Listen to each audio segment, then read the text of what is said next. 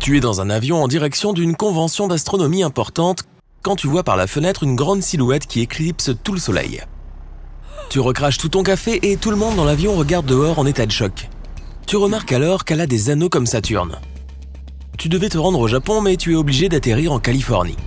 Dès que tu atterris, tu regardes vers le ciel et tu vois d'autres structures géantes ressemblant à des planètes qui flottent dans le ciel. Tout le monde prend des photos et essaie de comprendre ce qui se passe. Soudain, tu remarques une énorme boule de feu qui s'écrase près de l'aéroport. Tout le monde se précipite pour se mettre à l'abri et par chance, la boule se retrouve au milieu de la piste, sans personne autour. La mauvaise nouvelle, c'est qu'il n'y a désormais plus de piste pour que les avions puissent atterrir. Tout le monde se regroupe pour se mettre à l'abri et d'autres gros objets apparaissent dans le ciel. Toutes les communications ont cessé ou sont devenues inopérantes car ces gros objets ont détruit tous les satellites. Certains scientifiques à proximité mentionnent que ces objets sont les planètes du système solaire, qui se trouvent maintenant à la même proximité que notre Lune.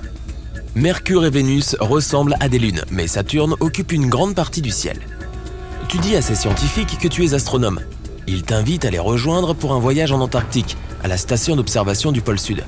Ils ont besoin de tous les cerveaux possibles pour les aider à résoudre ce mystère. Tu montes sur un bateau dont le cap est réglé sur l'Antarctique. Les vagues sont extrêmement agitées pour un jour si peu orageux. Tu arrives finalement sur le continent après quelques jours et tu dois monter sur une motoneige jusqu'à la station Amundsen Scott du pôle Sud. Là-bas, tu retrouves un groupe de scientifiques pour essayer de comprendre ce qui se passe. Tu n'étais pas préparé à ces températures glaciales en plein mois de juillet. Tu arrives à la station et tu vois tous tes collègues scientifiques qui courent partout avec de la paperasse et qui débitent des trucs sur des planètes en orbite autour de notre atmosphère. Tu arrives dans la salle de conférence où la directrice de recherche t'explique ce qui se passe. Une à une, les planètes se rapprochent de nous jusqu'à ce qu'elles soient alignées avec la Lune. Mais on ne sait toujours pas pourquoi ni comment. Vénus est arrivée la première et maintenant Saturne se rapproche. La Lune se trouve à environ 386 km de la Terre et elle affecte les marées des océans et des mers par son attraction gravitationnelle. L'eau étant moins dense que la Terre, on peut voir les marées changer. Les grandes marées se produisent donc lorsque la Terre est attirée vers la Lune. Et comme les autres planètes se rapprochent de la Terre, l'attraction gravitationnelle change de façon erratique. Dans quelques heures, Saturne sera à la même distance que notre Lune.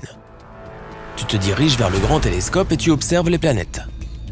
Un avion ou un hélicoptère ne sera pas en mesure de voler correctement et ne disposera pas de la technologie radar appropriée pour l'y aider.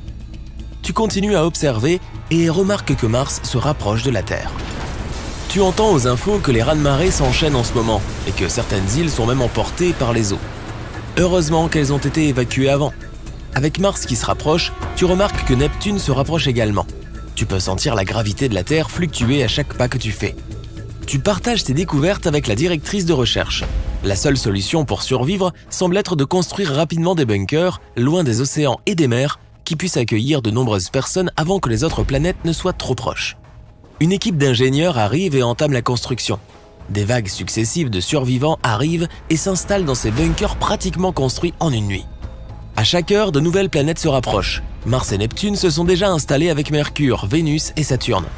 Pluton et Uranus sont maintenant visibles à l'œil nu et font leur chemin vers la Terre. L'attraction gravitationnelle devient complètement incontrôlable. La neige dans le désert de l'Antarctique reste en suspension pendant plusieurs secondes lorsque quelqu'un marche dessus. Tu peux sauter beaucoup plus haut. C'est maintenant la nuit, mais le ciel n'est pas aussi sombre que d'habitude. Les planètes réfléchissent beaucoup plus de lumière solaire que notre Lune. Elle est à peine visible maintenant. En multipliant les observations, on remarque que des comètes et des météorites volent très près de notre atmosphère. Certaines s'écrasent même sur Mars et Neptune. Tout le monde peut le voir depuis la Terre. D'autres débris spatiaux se retrouvent également dans l'atmosphère terrestre. Mais tu remarques quelque chose d'étrange. Les planètes semblent maintenant orbiter autour de Saturne. Tu vérifies tes calculs et tu découvres que les positions de ces planètes sont maintenant alignées avec son orbite. C'est parce qu'elles possèdent la plus grande masse de toutes les planètes. Les anneaux de Saturne sont constitués de particules de glace, certaines aussi grandes que des autobus et d'autres aussi petites que des cailloux. Mais elles s'écrasent toutes et interfèrent avec les autres planètes. Personne ne peut sentir le changement d'orbite au début, mais petit à petit c'est le cas. Avec ce phénomène, les tremblements de terre et les volcans sont inévitables. C'est pourquoi tout le monde fait ses bagages et est prêt à fuir, toi y compris. L'Antarctique a des dizaines de volcans cachés sous ses glaces. Certains sont souterrains, tandis que d'autres se trouvent tout juste à la surface. L'attraction gravitationnelle de Saturne est beaucoup plus forte que celle de la Terre sur la Lune. Le noyau interne réagira donc beaucoup plus intensément et déclenchera des tremblements de terre et des éruptions volcaniques. Tout le monde fait ses bagages très rapidement et se dirige vers les hélicoptères pour s'envoler vers l'Afrique du Sud. Les hélicos ont été conçus pour suivre une trajectoire directe sans avoir besoin de radar pour les guider. Tu arrives au sud de l'Afrique, qui est en grande partie recouvert d'eau. L'hélico t'emmène plus près du centre. Puis, tu te rends dans le désert du Sahara. Une surface plane, sans rien autour, sera la meilleure option pour votre sécurité. Mais tu regardes dans le ciel et tu vois une autre planète qui se rapproche. C'est Jupiter, la plus grosse planète de notre système solaire. Si la Terre avait la taille d'un raisin, alors Jupiter aurait la taille d'un ballon de basket. Elle s'approche rapidement. De nombreuses autres planètes lui font automatiquement de la place, y compris Saturne. Tu es sur la route du Sahara, même s'il faudra des jours pour l'atteindre en voiture.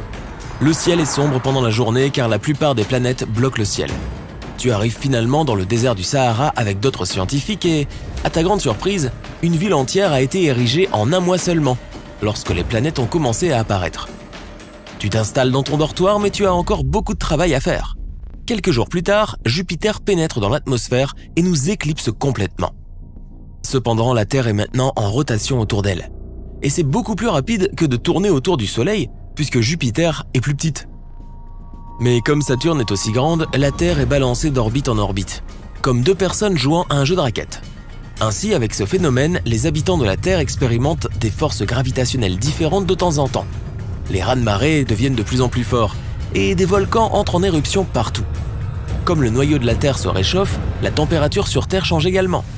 Et avec un manque de lumière solaire la plupart du temps, une grande partie de la vie végétale a du mal à suivre. Les récoltes sont plus difficiles à cultiver avec la lumière naturelle du soleil. Les gens se tournent donc vers l'éclairage artificiel et les serres. Les voyages aériens et spatiaux sont impossibles.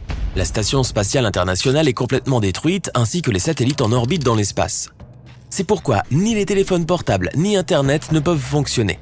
La gravité est encore plus dysfonctionnelle que jamais. 6 mois plus tard, l'humanité a retrouvé un moyen de faire face à cette nouvelle normalité. Mais les choses sont constamment en train de changer. Le nombre d'heures dans une journée a changé ainsi que les jours qui composent une semaine. Auparavant, on mesurait ce nombre avec les phases de la Lune. Un mois correspondait à la Lune dans toutes ses phases, d'une nuit sans Lune à la pleine Lune et ainsi de suite. Mais la Lune de la Terre a disparu dans ce chaos planétaire.